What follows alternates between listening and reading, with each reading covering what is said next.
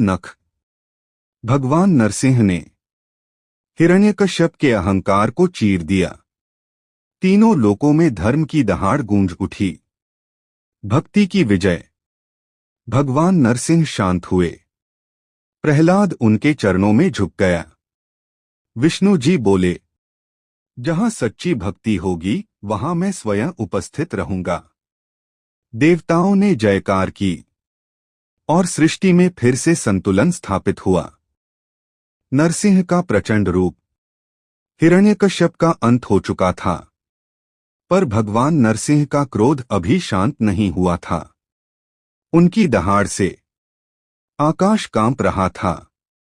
समुद्र उफान पर थे। देवता भी भयभीत होकर दूर खड़े थे। साक्षात लक्ष्मी जी भी उनके समीप जाने का साहस नहीं कर पा रही थीं। सृष्टि संतुलन की प्रतीक्षा कर रही थी। देवताओं की चिंता। ब्रह्मा, शिव और सभी देवताओं ने विचार किया, अब नरसिंह को कौन शांत करेगा? तभी ब्रह्मा जी बोले, जिसके लिए यह अवतार हुआ है वही इन्हें शांत कर सकता है। सबकी दृष्टि एक ही ओर गई। बाल भक्त प्रहलाद। भक्ति के चरण। डर से नहीं, साहस से नहीं, बल से नहीं, केवल भक्ति से। प्रहलाद भगवान नरसिंह के समीप गया। उसने कांपते स्वर में नहीं, बल्कि शांत हृदय से कहा, हे प्रभु, यह क्रोध मेरे लिए नहीं, अब करुणा का रूप धारण कीजिए। उसने प्रभु के चरणों में शीश झुका दिया। क्रोध से करुणा तक। जैसे ही प्रहलाद ने चरण स्पर्श किया, भगवान नरसिंह का क्रोध करुणा में बदलने लगा। उनकी दहाड़ अब आशीर्वाद बन गई।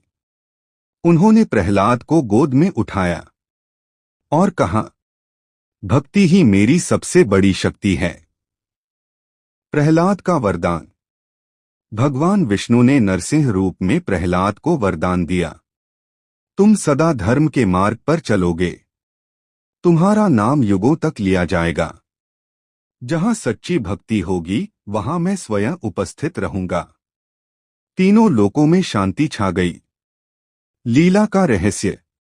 देवताओं ने समझ लिया, भगवान का अवतार केवल दानव के वध के लिए नहीं, भक्ति की महिमा दिखाने के लिए भी होता है। नरसिंह फिर विष्णु स्वरूप में लीन हो गए, पर उनका वचन अमर रहा।